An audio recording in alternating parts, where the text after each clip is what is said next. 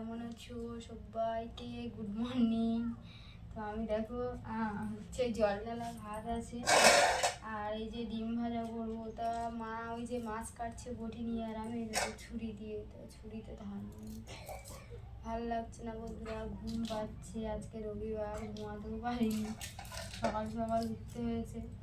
আর এই দেখো আমি এখানে পেঁয়াজ কাটছি, আর এই যে দাদাভাই দুটো ডিম ঝাল ঝাল করে ডিম ভাজা দিয়ে পান্তা। খেয়েছো তোমরা কোনোদিন? আমি তো খাই, আমার তো ভালো লাগে খেতে। তো আমার কিন্তু মানে ছুরি দিয়ে অতটা আমার বটি না হলে ঠিকঠাক ভালো লাগে না। তো কী করবো বলো, বটিটা তো মা কাজ করছে, ওই জন্য আমি ছুরি দিয়ে আর কি কেটে নিচ্ছি। আর কিসের ওপরে রেখে কাটবো? এই দেখো আমি যখনই মানে আর কি ছুরি দিয়ে কোনো কাজ করি, এই যে এরকম একটা কিছু নিয়ে নিই,